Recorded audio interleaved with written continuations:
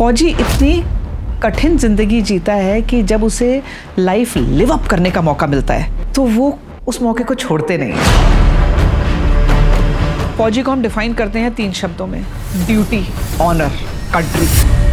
एक male dominated एक turf रहता है, उसमें आपने अपनी जर्नी कैसे नेविगेट की? जब लड़कियों के लिए फौज नहीं थी तो मैंने कहा वर्दी तो पहननी है कि मैं किरण बेदी बनूंगी। कि जब आपने उस दिन तिरंगे को सैल्यूट किया, वो तिरंगा कैसा दिख रहा था? वो तिरंगा सबसे खूबसूरत दिखता है। वो तिरंगा आपसे बात करता है। वो तिरंगा आपके लिए उस दिन जिंदा हो जाता है। As compare to your time, आपको कभी लगता है कि यार अगर हमारे पास ये भी रिसोर्स होता या ये भी सुविधा होती या ये भी होता तो हम लोग ये कर चुके होते या वो कर चुके होते? कभी ऐसा मन में आता है आपको? तो जब पहली बार आपने यूनिफॉर्म पहनी थी, वो मोमेंट कैसा था आपकी लाइफ का? एक जान पहचान के अंकल थे, उन्होंने बोला कि बेटा तुम्हें टाई बांधनी आती है, क्योंकि जब तुम जाओगी ट्रेनिंग अकेडमी में तो तुम्हें टाई बांधनी पड़ेगी। उस दिन मुझे लगा शायद पापा होते तो टाई बांधनी सिखाते, और फिर उन अंकल ने मुझे टाई बांधनी सिखाई। तो जीवन में कुछ लोग ऐसे आपके पास आते हैं जो समझ जाते हैं कि आपके जीवन में या आपको इस समय क्या क्या नहीं आता। So that is a very big thank you moment for all those people जिन्होंने अनजाने ही बहुत मदद कर दी छोटी छोटी चीज़ों में। कहते हैं फौजियों में दिल नहीं होता है, फौजी इतने सख्त होते हैं। मुझे लगता है सबसे ज़्यादा जो दिल होता है ना, जो मन से चलते हैं, वो फौजी चलते हैं। अगर मैं आपसे ऐसा एक इंसिडेंट पूछूं जब आपको लगा हो कि कुछ भी हो सकता है इस वक्त, इस जनरेशन को अगर समझाना हो कि इंडियन आर्मी क्या है, क्यों आने वाली जनरेशन को इंडियन आर्मी में सर्व करना चाहिए, क्यों आने वाली generation should respect Indian army, आप तो डेफिनेशन ऑफ फिजिकल स्ट्रेस जो हो सकता था, हाई ऑल्टीट्यूड में पोस्टिंग, बच्चा बंधा हुआ है आपकी पीठ पे, आप प्रेग्नेंट, ऊपर से एक युद्ध छिड़ा हुआ है जिसमें आपको 24/7 एक्टिव रिक्वायरमेंट है। मतलब this is something I believe that women should learn. Kargil की लड़ाई was all about choking national highway. हजारों की संख्या में ट्रक खड़े थे जो सामान लाने वाले थे, लेकिन दुश्मन नेशनल हाईवे 1 अल्फा के ऊपर बॉम्ब्स गिरा रहा था। टाइगर हिल की लड़ाई जब हम कहते हैं तो कहते हैं 120 guns were like arc of fire. Tiger Hill यूं, तोलोलिंग की पहाड़ी यूं, उसके नीचे 120 गन्स। कोई यूनिट बोल रही है राजा रामचंद्र की जय, कोई कह रही है जय कालिका माता। आप इतने चार्ज्ड होते हो कि आपके पास मोमेंट ऑफ वीकनेस ही नहीं है। आपके लीडर कहता है फॉलो मी, मैं आगे चल रहा हूं, पहली गोली आएगी मेरी छाती पे लगेगी, और पीछे पीछे सारे जवान बढ़ते जाते हैं। और जूनियर लीडरशिप माने विक्रम बत्रा, अनुज नैयर, मनोज पांडे, ये नाम ऐसे हैं कि आपको लगेगा कि अगर आसमान से उतर के अगर गॉड्स ऑफ वॉर आके खड़े हो गए ना तो कह रहे हैं ये दिल मांगे मोर, कह रहे हैं ये दिल मांगे मोर। नमस्कार, जागरण मंथन में आप सभी का स्वागत है। मैं हूं स्मृति रस्तोगी। बहुत सारे मेहमान अभी तक जागरण मंथन में आए हैं, बहुत कुछ सीखने के लिए रहा, बहुत कुछ ऐसी कहानियां हैं जो आप तक पहुंचाने की रहीं। आज भी इसी कड़ी में एक बहुत ही ख़ास मेहमान इस वक्त सोशल मीडिया पे एक बहुत प्रोमिनेंट फेस हैं। तो इस सीरीज़ में मैंने आज इनवाइट किया है जागरण मंथन में कैप्टन यशिका त्यागी, कारगिल वॉर वेटरन। आपका बहुत बहुत स्वागत है यशिका जी। जय हिंद स्मृति, थैंक यू सो मच, आपने मेरे को आपके प्रोग्राम में बुलाया, थैंक यू। जय हिंद। और यशिका जी, सबसे खूबसूरत बात जो भी ऐसे पेट्रियाटिक जो हमारे पॉडकास्ट रहते हैं, इंटरव्यूज़ रहते हैं, सबसे खूबसूरत बात ये रहती है कि हालांकि हर पॉडकास्ट बहुत ख़ास होता है, हर इंटरव्यू बहुत ख़ास होता है, लेकिन इसमें ना थोड़ा पेट्रियाटिज़म जो होता है वो एक अलग लेवल पे होता है, और जिसको कई बार डिफ़ाइन नहीं कर सकते हैं। मतलब स्वैग अब अलग होने लग गया है, जेन ज़ी इसको स्वैग कहती है या जो भी है, लेकिन हमारे लिए वो जो मिलेनियल्स के लिए तो वो जो पेट्रियाटिज़म होता है वो पुराने गाने जो होते हैं, तू मेरा कर्मा, तू मेरा धर्मा, तू मेरा अभिमान है, तो वतन और झंडे को लेकर के यही फीलिंग्स हमेशा से रहती हैं। फ़िलहाल मैं कम बात करूंगी क्योंकि आपके पास बहुत सारी कहानियां हैं और मैं सुनना चाहूँगी कि, और मेरे लिए चैलेंज रहेगा कि एक समय सीमा में कैसे मैं उसको रिस्ट्रिक्ट करूँ, कैसे मैं सबसे पहले आपके इनिशियल डेज, आपकी फैमिली, आपके पेरेंट्स, आपकी स्कूलिंग, घर परिवार, एवरीथिंग, मतलब शुरुआत से जानना चाहती हूँ कि क्या ड्रीम्स थे, चाइल्डहुड ड्रीम्स, एवरीथिंग। स्मृति, मैं तो फौजी परिवार में बड़ी हुई हूँ। मेरे फादर आर्मी ऑफिसर थे और इन्फेंट्री ऑफिसर थे, यानी फ़ौज की जो पैदल सेना होती है उसको इन्फेंट्री कहते हैं, और वो असम रेजिमेंट के ऑफिसर थे। और बचपन से ही हमने जो 7 सिस्टर्स ऑफ आसाम है उसके कल्चर को देखा, और मैं तो खुद को आसाम की बेटी मानती हूँ, क्योंकि मैं आसाम रेजिमेंट और हमारी जो सैल्यूटेशन होती है, यानी जब भी आसाम रेजिमेंट वाले किसी से भी मिलते हैं या आपस में भी मिलते हैं तो कहते हैं तगड़ा रहो। तो सुबह शाम तगड़ा रहो, बोलना, समझना, उसको अपने अंदर रखना, ऐसे ही बड़े हुए। फादर फौजी थे तो हम लोग छोटे से ही हिंदुस्तान के अलग अलग कोनों में घूमते रहे। मेरे फादर बड़े डेकोरेटेड सोल्जर, यानी उन्होंने 1962, 65 और 1971 तीनों लड़ाइयाँ लड़ी। और ऐसे परिवार में जब आपका जन्म होता है तो आपको फ़ौज के अलावा आपकी कोई एक्सपोजर भी नहीं होती, और शायद वही आपका जीवन है। और हम 3 बहनें, लेकिन जैसे जैसे आगे समय बीता, मैं 1972 में बॉर्न हुई, और फादर 1971 की लड़ाई लड़के आए थे। नाम रखना चाह रहे थे कुछ ऐसा जो यश जिसमें हो, क्योंकि यूनिट को बड़ा यश मिला, तो यश नाम होना चाहिए। तो फिर सोचा यशी का नाम रखें। और आगे जीवन, मुझे तो पहली याद वही है अपने फादर की कि किसी एक ऑफिसर मेस पार्टी में, फ़ौजियों की ऑफिसर मेस पार्टीज़ हम उससे एसोसिएट करते हैं कई बारी।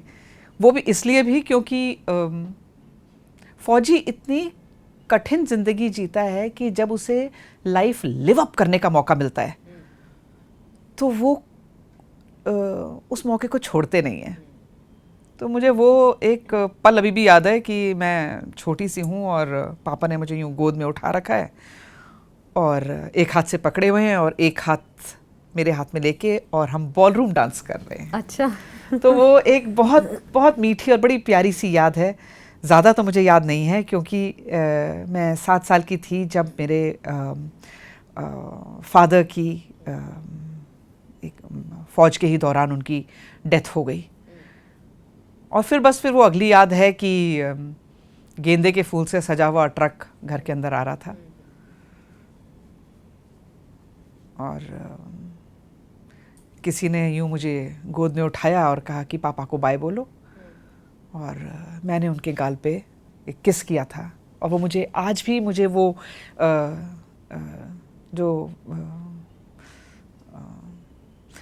होता है ना, वो छोटी छोटी दाढ़ी उग रही है और वो जो एक स्किन, वो रफनेस जो होती है, बस वही याद है मुझे, और ज़्यादा याद नहीं है अपने फादर की। और माँ ऐसी थी जैसे बिल्कुल हाउसवाइफ, एक वो बड़ी सी बिंदी और किचन से उठती हुई खुशबू और साड़ी। और जब फादर की एकदम सडन जब उनकी डेथ होती है तो वो एक ही रात में बूढ़ी हो गई, जैसे एकदम लगा कि उनके बाल सफ़ेद हो गए और अगले दिन सुबह वो उठ भी नहीं पा रही, उनकी कमर ही टूट गई जैसे। क्योंकि आज भी हिंदुस्तान में 3 बेटियां, ये दुनिया ने बोला कि अब ये 3 लड़कियों के साथ आगे कैसे जीवन चलाएंगी। हालांकि मेरे फादर ने हमेशा मेरी माँ से कहा था मुझे 3 लड़कियां चाहिए। और वो माँ के लिए बहुत कठिन समय था क्योंकि उस समय तक उनकी पढ़ाई भी पूरी नहीं थी।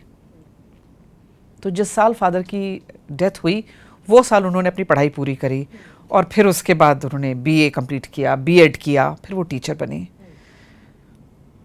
तो जब हमारे बढ़ने के टाइम था तो उन्होंने हमेशा हमें कहा कि घर के अंदर ना शादी की बात नहीं होगी, पहले पढ़ाई पूरी करो, पहले अपनी पहली तनख्वाह कमाओ, उसके बाद शादी की सोचेंगे। और उन्होंने अपनी तीनों लड़कियों को हमेशा ये कहा कि जितनी एक्टिविटीज तुम्हारे स्कूल में कराई जाती हैं तुमने सब में हिस्सा लेना है और वॉलंटियर करके लेना है, चाहे डिबेट हो, स्पोर्ट्स हो, डांस हो, कुछ भी हो, तुमने सब कुछ करना है। तो छोटे से जो मन के अंदर वो हिचक टूट गई ना, इनिशिएटिव लेने की एक फीलिंग आई कि हम सब कुछ कर सकते हैं और हमको सब कुछ करना चाहिए। और वर्दी पहनना है, वर्दी पहनना है, छोटे से ही था वर्दी पहनना है। आपको बचपन से था कि मुझे बचपन से था वर्दी पहनना है, क्योंकि जैसे जैसे आप आपका एनवायरनमेंट देखते हैं ना, और अच्छा एनवायरनमेंट देखते हैं, यानी फादर को खोया तो 7 साल की थी, that is too early an age कि आप सोचो कि आपने क्या बनना है जीवन में। लेकिन धीरे धीरे जब आपका जीवन आगे बढ़ता है और आप आपके चारों तरफ जिन लोगों से सराउंडेड होते हो, जिनका आपके ऊपर एक बहुत इम्पैक्ट होता है, तो आपको लगता है मुझे ऐसा ही बनना है। तो ऐसे ही थे हमारे फौजी दोस्त। वो जो एक फौज का परिवार होता है ना, आपके अपना परिवार कहीं पीछे रह जाता है, लेकिन फौज का परिवार आपको ऐसे दोनों हाथों से पकड़ के रखता है और कभी ये नहीं सोचने देता कि आपके अंदर अब कोई कमी है या आपके घर में कोई लॉस हुआ है। वो जो एक्सटेंडेड फैमिली फौज की होती है, वो ह्यूमैनिटी का बेस्ट एग्जाम्पल देखा मैंने। तो मुझे वही बनना था। स्कूल में थी तो स्काउट्स गाइड्स, 4th 5th से वो नेवी ब्लू ट्यूनिक, और आगे बढ़ी तो एनसीसी, पहले जूनियर विंग, फिर कॉलेज पहुंची सीनियर विंग। दोनों टाइम रिपब्लिक डे परेड किया, कैंप किया, Indo Canada youth exchange programme का हिस्सा बनी। तो अब इसके आगे क्या, जीवन भर वर्दी कैसे चलेगी? लड़कियों के लिए तो वर्दी का कोई सीन ही नहीं था, फौजी वर्दी का। और मुझे आज भी याद है जब मैं junior wing Republic day camp में जूनियर विंग कैडेट के तौर पे गई थी, तो वो साल था मेरे ख्याल 86-87 का साल रहा होगा, और हमारे प्राइम मिनिस्टर राजीव गांधी जी थे। तो एक प्राइम मिनिस्टर्स लंच होता है जिसमें कुछ कैडेट्स को सेलेक्ट किया जाता है प्राइम मिनिस्टर के साथ लंच के लिए। तो उन्होंने तो एक फ़ोटो है मेरी उनके साथ, मैं उन्हें देख के उनको बोल रही हूँ कि sir, when will girls come to army? और उन्होंने मेरी तरफ ऐसे देखा, मैं छोटी सी अभी क्लास 10th की थी मैं, और मुझे देख के बोला कि मे बी वन डे। वो वन डे की इंतज़ार बड़ी ज़ोरदार हो रही थी, लेकिन स्कूल ख़त्म हो गया, college first year, second year, third year ख़त्म होने को आ गया, लड़कियां फौज में ही नहीं आ रही। बट आप सर्टेन थी कि ऐसा आपके ही टाइम ड्यूरेशन में? नहीं, मैं इसके लिए कोई सर्टेन नहीं थी। जब लड़कियों के लिए फौज नहीं थी तो मैंने कहा वर्दी तो पहननी है, तो I was preparing for UPSC कि मैं किरण बेदी बनूंगी। किरण बेदी की फोटो लगाकर मैं स्टडी टेबल पे पढ़ाई करती थी। वो मेरी रोल मॉडल थी, और मेरे जीवन में एक वो अभी इच्छा है कि मुझे कभी उनसे मिलने का मौका मिले, और ज़रूर आई बिलीव इन मैनिफेस्टेशन, कभी ना कभी किरण बेदी जी से ज़रूर मुलाकात होगी, मैं पैर छूंगी उनके, क्योंकि उनको देखकर हम बड़े हुए। और लेकिन वही है, किसी चीज़ को आप शिद्दत से चाहो तो कायनात लाती है आपके लिए। 1992 में पहली बार लड़कियां फौज में कमीशन्ड ऑफिसर्स, लेकिन तब भी नहीं पता चला। 93 में जब मेरा कॉलेज ख़त्म हुआ और मैं सिविल सर्विसेज की तैयारी के लिए खूब अखबार पढ़े जा रहे थे, तो मैंने फ़ोटो देखी अखबार में, लड़कियों का पहला बैच पास आउट हो रहा था। शान से सलूट करती हुई तिरंगे के सामने से वो लड़कियों की एक इतनी ग्लोरियस फोटोग्राफ थी। तो मैं अपनी मदर के पास आई और मैंने कहा अब मुझे पुलिस में नहीं जाना, अब तो मुझे आर्मी में जाना है। और वो इतना खुशी का पल था कि वो दिन आ गया जिसकी इंतजार थी। That may be one day has come very late, but it has come at the right time for me. मेरे लिए सही समय पर आया। मेडिकल स्ट्रीम के बाहर पहली बार 1992 में दरवाजे खुले थे इंडियन आर्मी के कि जब कमीशन्ड ऑफिसर्स, महिला कमीशन्ड ऑफिसर्स को बियॉन्ड मेडिकल स्ट्रीम भर्ती करना, रिक्रूटमेंट करना शुरू किया था? ये बड़ा हिस्टोरिक डिसीजन था, बड़ा हिस्टोरिक डिसीजन था।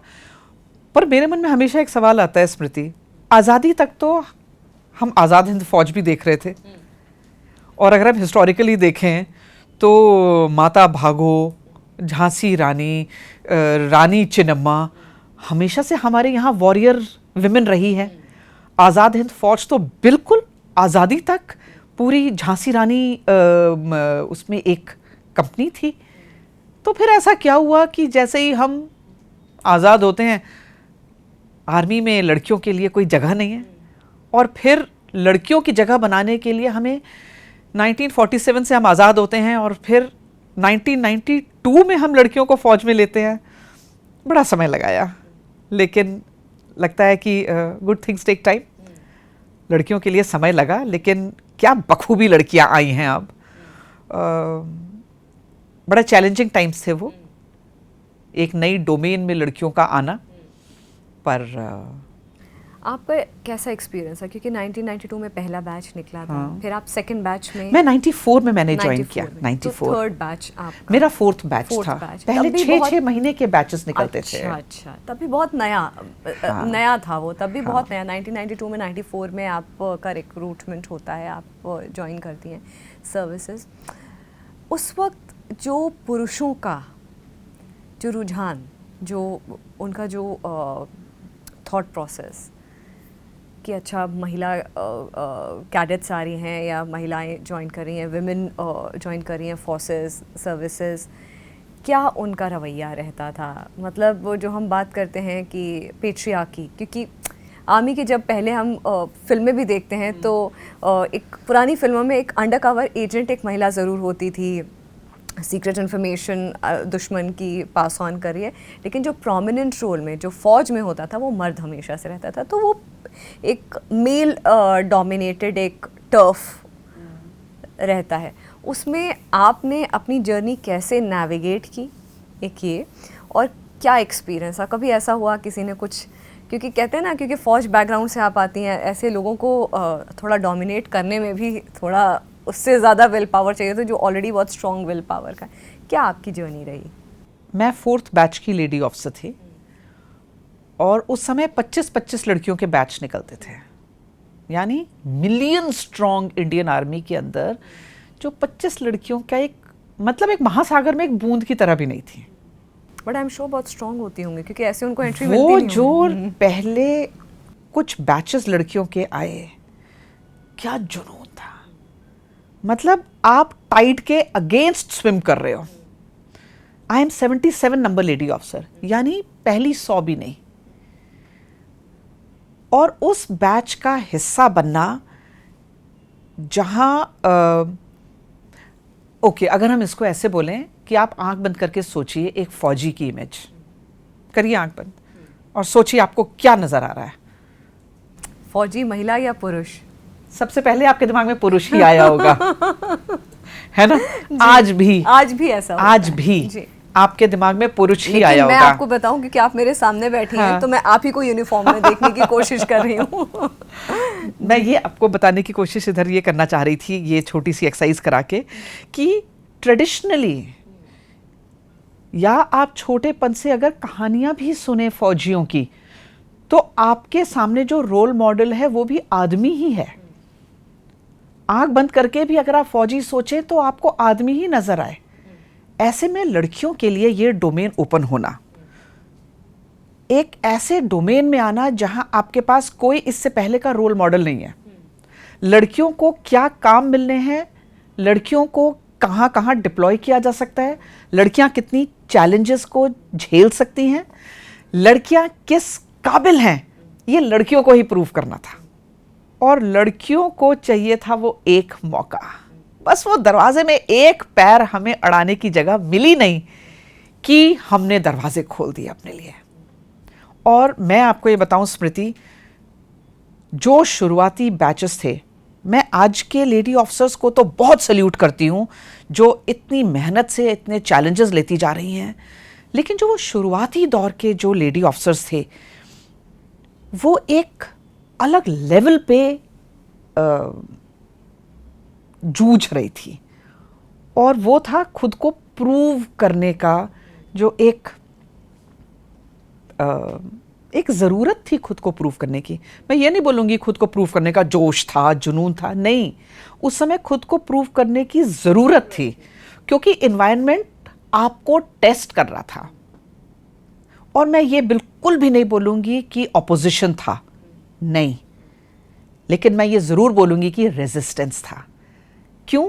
क्योंकि ये एक नया काडर था, एक अल्फा मेल डोमेन के बीच में हैवी टेस्टोस्टेरोन एकदम मर्दाना माहौल के अंदर लड़कियां आ रही हैं और खुद को बराबरी पे प्रूव करने की कोशिश कर रही हैं, तो आपके सामने जो पैरामीटर है, जो मापदंड है, वो एक आदमी का ही है।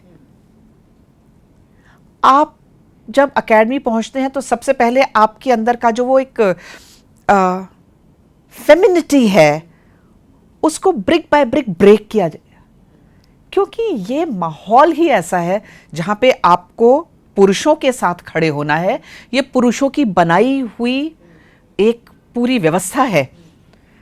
तो जब शुरुआती दिनों में आप एकेडमी में पहुंचे, और क्योंकि मैं तो एनसीसी काफ़ी लंबे समय से करके आ रही थी, I was very fit physically, I was very fit mentally, and I am so proud of the fact कि पहले दिन से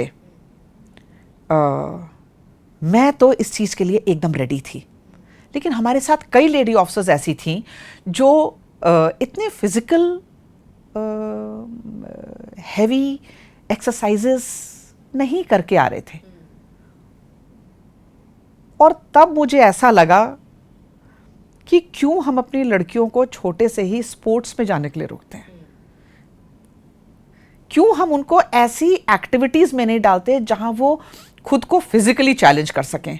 फिर ऑल ऑफ अ सडन हम चाहते हैं कि वो बहादुर बने, बाहर निकले, लड़कों के साथ compete करें, जबकि हम शुरू से उनको इतना शेल्टर्ड रखते हैं। लेकिन फौज की ट्रेनिंग ऐसी होती है जो आपको पहले दिन से इतने चैलेंजेस देती है कि आपके पास ये मौका नहीं होता सोचने का कि ये चीज़ मुझसे नहीं होगी, because you are suppose to perform, and we were so ready to perform. मैं आपको एक एग्जाम्पल बताती हूँ। एक ऐसा समय जब मैं मुझे बड़ा वीकनेस फील हुई थी उस समय एकेडमी में।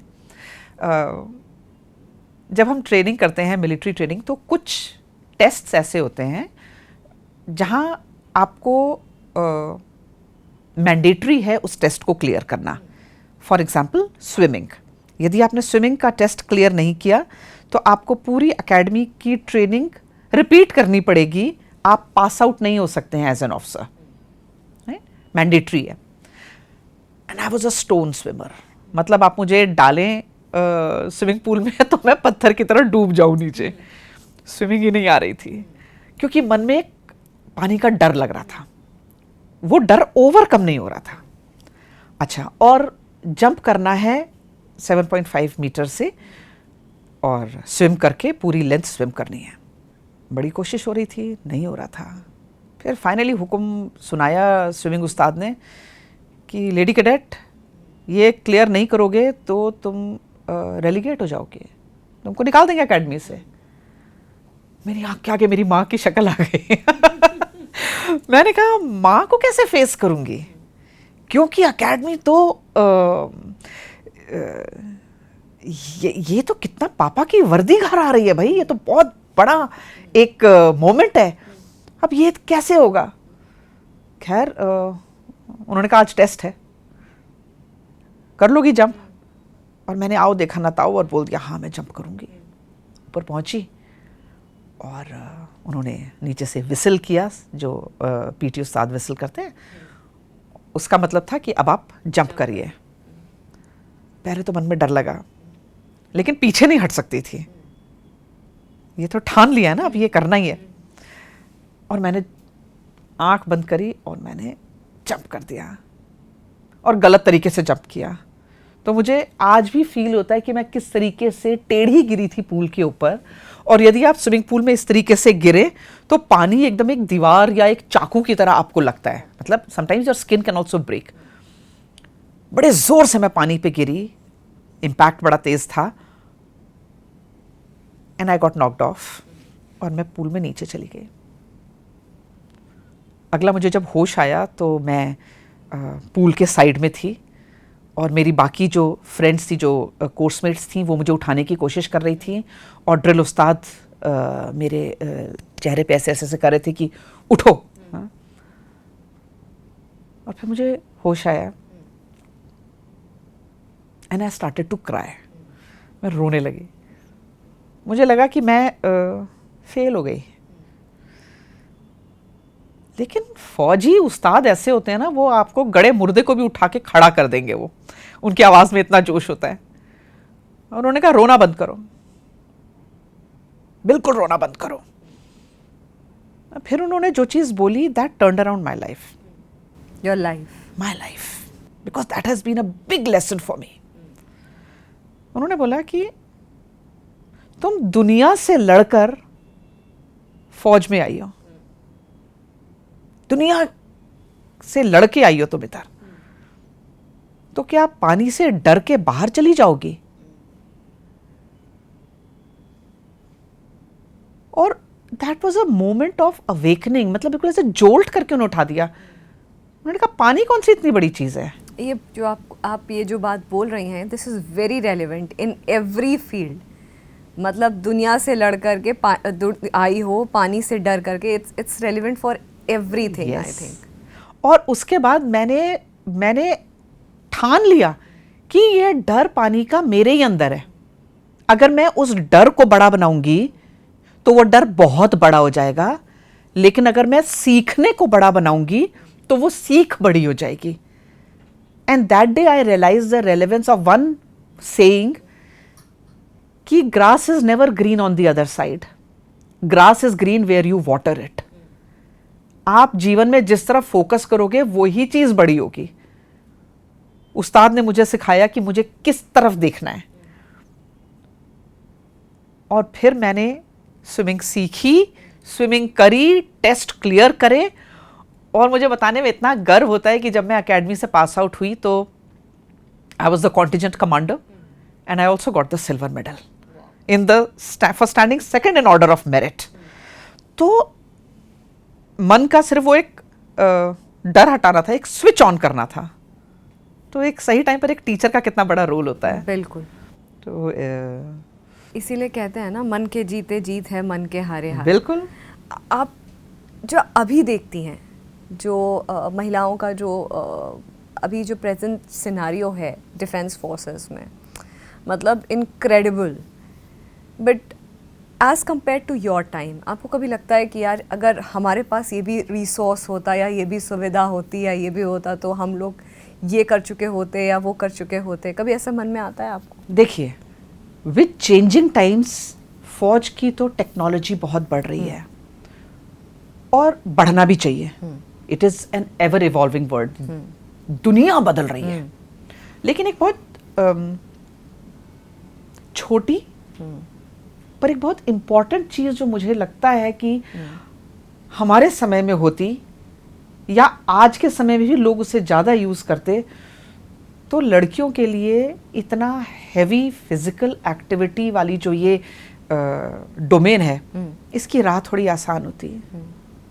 और वो है if we had menstrual cups, if we had, हमें टैम्पॉन्स यूज करने सिखाए गए होते हैं, हमें मेंस्ट्रुअल कप्स यूज करने सिखाए गए होते हैं।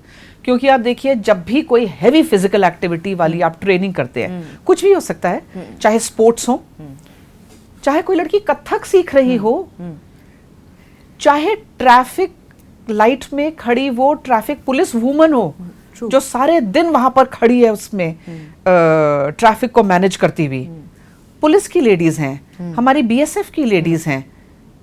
किसी भी डोमेन में आप देखिए जहां विमेन फिजिकली इंटेंसिव काम कर रही हैं, पीरियड्स के दौरान हर बार मन में एक शक या एक डर कि कहीं स्पॉटिंग तो नहीं हो गई। बहुत पर्सनल थॉट है ये, बिल्कुल बहुत पर्सनल थॉट है, लेकिन इसके बारे में बात करना बहुत जरूरी है। और मुझे लगता है कि आज अगर मैं आप ये प्लेटफॉर्म्स को यूज नहीं करेंगे टैबू को ब्रेक करने के लिए, तो हम हमेशा शर्माते रह जाएंगे, हम बात ही नहीं कर पाएंगे। तो देखिए, जैसे मैंने अभी भी बताया कि स्विमिंग कितना जरूरी था एकेडमी में।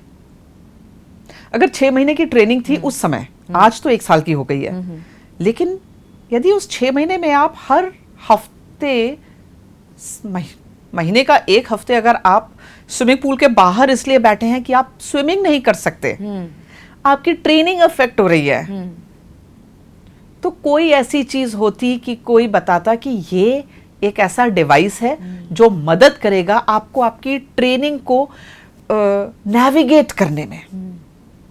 दूसरी चीज, जब आप बहुत फिजिकली इंटेंसिव काम करते हैं तो आपके पीरियड्स जो हैं वो इरेगुलेट हो जाते हैं। तो मैंने एकेडमी में देखा, इसके मेडिकल टर्म्स हैं जैसे एमेनोरिया या डिस्मेनोरिया। एक सिचुएशन है जिसमें आपको महीनों तक आपके पीरियड्स बंद हो गए हैं, या आपकी बॉडी का रिफ्लेक्स का रिस्पॉन्स है स्ट्रेस के को टैकल करने के लिए। तो हमारे साथ कुछ ऐसी गर्ल्स थी जिनके पीरियड्स बंद हो गए थे, उनमें से मैं एक थी। 4 महीने तक आपके पीरियड्स ही नहीं हो रहे हैं। वहीं पर कुछ गर्ल्स ऐसी थी जिनके पीरियड्स नॉन स्टॉप थे। आप सोचिए कि आप रात दिन भारी हथियार, गोला बारूद, रनिंग, ऑब्स्टिकल्स, पढ़ाई, सब कुछ कर रहे हैं और आपके पीरियड्स ही नहीं रुक रहे हैं।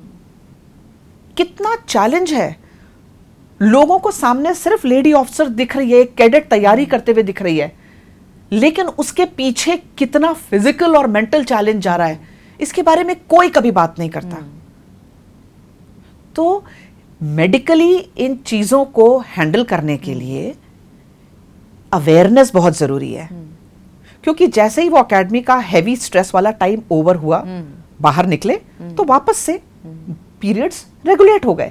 लेकिन उस समय ये बहुत बड़ा स्ट्रेस था। और यंग एज आपकी बॉडी क्लॉक, और अब तो 17-18 साल की लड़कियां नेशनल डिफेंस एकेडमी में आ रही हैं। फौज में अब लड़कियां सिपाही के तौर पे, अग्निवीर के तौर पे भर्ती हो रही हैं। वो यंग लड़कियां जिनकी बॉडी क्लॉक अभी तक सेट ही नहीं हुई है इस चीज के लिए, उनको जब पीरियड से जूझना पड़ता है, तो बहुत जरूरी है कि हम लोग इसके बारे में बात करें। बहुत जरूरी है कि वो सब कंपनीज जो इस तरीके के मेंस्ट्रुअल कप्स या इस तरीके की चीजें बना रहे हैं, वो आगे आएं, अवेयरनेस करें, और मेरे जैसे लोग खड़े हैं इस चीज को, इस मुहिम को आगे लेके जाने के लिए, कि हम लड़कियों को बोले कि तुम बस उड़ो, तुम्हारी उड़ान में कोई कमी नहीं आनी चाहिए। और इस उम्र में, इस स्टेज में, जब हमें पता है कि वेयर द शू पिंचेस, हमें बात करनी चाहिए। आई थिंक बहुत इंपॉर्टेंट आपने ये बात बताई है। और ये कुछ ऐसे चैलेंजेस हैं जो कि वो जानबूझ के वो चैलेंजेस नहीं हैं, वो कुदरती हैं, वो नेचुरल चैलेंजेस हैं, वो बॉडी के चैलेंजेस हैं। जैसे कि अब हमको हाइजीन की ज़रूरत होती है जब हम लोगों को वॉशरूम यूज़ करना होता है, विच इज़ लाइक कि बट ऑब्वियस कि हाइजीन नहीं तो आपको बहुत सारे इन्फेक्शंस होने का डर है। इसी तरीके से अगर जो रेगुलर जॉब में है, irrespective of what field you are in, तो आप कुछ बॉडी के ऐसे रिक्वायरमेंट्स होते हैं महिलाओं के। तो कंपैरिजन तो खैर कोई भी नहीं है, महिलाओं पुरुष में करना भी नहीं चाहिए, दोनों अपनी ही जगह पे, दोनों अपनी जगहों पे सक्षम हैं। लेकिन ये समझने की बहुत ज़रूरत है कि कुछ ऐसे चैलेंजेस हैं एक महिला शरीर में, एक वुमेन बॉडी में, जिनको एड्रेस करना राइट टाइम पे बहुत ज़रूरी है। जैसे आपने मेंस्ट्रुअल कप्स की बात करी है, ऐसी अब वॉशरूम अवेलेबल नहीं होते हैं।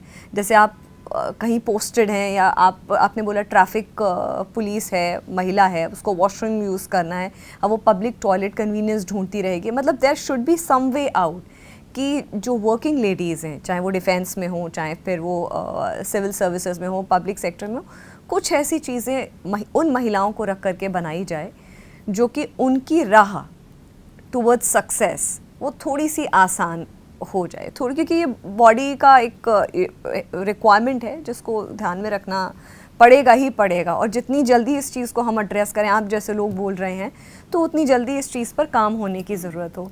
पहली बार जब आपने यूनिफॉर्म पहनी थी, आपने बोला कि पिताजी की वर्दी घर लानी थी, तो जब पहली बार आपने यूनिफॉर्म पहनी थी, वो मोमेंट कैसा था आपकी लाइफ का? और जैसे फिल्मों में तो दिखाते हैं कि आप वर्दी पहन करके अपने घर गए, अपनी मदर के पास गए, अपनी सिस्टर्स के पास गए, अपनी फैमिली के पास गए, अपनी आजकल तो ये बहुत ज़्यादा सोशल मीडिया पे रील्स भी बन रही हैं कि अपनी कैप उठा करके अपने पेरेंट्स के, अपने मदर फादर या कोई जैसे जैसे होता है, how do you respect your parents अपने तरीके से। आपका मोमेंट वो कैसा था, और आपकी फैमिली, आपकी मदर का रिएक्शन कैसा था? जब मैंने एसएसबी दिया, जो फौज में आने के लिए जब आपका वो एक इंटरव्यू प्रोसेस होता है, तो मैंने कभी ये बात शेयर नहीं करी है, लेकिन मैं अभी आपसे बोल रही हूँ कि जब मैंने एसएसबी दिया और जब मेरी ऑल इंडिया मेरिट बनकर जब इंटीमेशन मिली, I lost almost 7 kgs weight. क्योंकि वो थॉट मेरे लिए इतना ज़रूरी था उस समय कि मैं I was hoping against hope कि इसमें मेरा नाम आना ही चाहिए। एंग्जाइटी थी। और फाइनली अच्छा, और रोज़ मैं हमारे घर के पास एक पोस्ट ऑफिस था। वो ईमेल का ज़माना तो था नहीं, मोबाइल का ज़माना था नहीं, चिट्ठियाँ ही आती थीं और पोस्ट ऑफिस ही जाते थे या घर में पोस्टमैन आता था। और मैं रोज़ उस पोस्ट ऑफिस में जाकर रोज़ पूछती थी मेरी चिट्ठी आ गई क्या। छोटा सा पोस्ट ऑफिस था, सब पहचानते थे और सबको पता था कि मैं आर्मी हेडक्वार्टर से आने वाले उस भूरे लिफाफे की इंतज़ार कर रही हूँ। और मुझे देखते ही वो कहते थे कि बेटा नहीं आया आज। रोज़ वो पोस्टमैन आते थे, जब हमारे कॉलोनी की तरफ आते थे, घंटी बजाते थे, साइकिल की घंटी बजाते थे, सब लोग अपने अपने घर से निकल आते थे, अपनी अपनी चिट्ठियाँ लेते थे। रोज़ पूछती थी मेरी चिट्ठी आई है? नहीं बेटा नहीं आई, आएगी तो मैं खुद बताऊंगा। और फिर एक दिन वो दूर से ही उस भूरे लिफाफे को दिखाते हुए आए। वो समय ऐसा था कि पड़ोस जो है ना, वो परिवार होता था। आज के जैसा नहीं था कि आपको यही नहीं पता आपके बगल में कौन रह रहा है। और जितने हमारे नेबर्स बाहर जो खड़े होंगे या बातचीत कर रहे थे, वो सब उस पोस्टमैन के साथ साथ घर आ गए। और वो पोस्टमैन ने चिट्ठी मेरे हाथ में दी। अब मेरे हाथ में से कांप रहे थे कि ये क्या मुझे ये भी नहीं पता था कि अगर सिलेक्शन नहीं होगी तो भी क्या ये चिट्ठी भेजते हैं या सिलेक्शन पे ही चिट्ठी आती है, पता नहीं इसके अंदर क्या लिखा होगा। और हाथ ऐसे ऐसे कांप रहे थे। उन्होंने बोला खोलो बेटा देखो। चिट्ठी खोली और उसमें था कि आप ऑफिसर्स ट्रेनिंग एकेडमी में रिपोर्ट करिए। अंदर भागी, सबसे पहले चीनी का डब्बा खोला, उनके मुंह में चीनी डाली। सब पड़ोसियों को चीनी, वही था मीठा, और तो उस समय मीठा और कुछ था नहीं। और माँ स्कूल से आई थी, पढ़ाती थी, टीचर थी। और मैंने वो चिट्ठी उनके हाथ में रखी।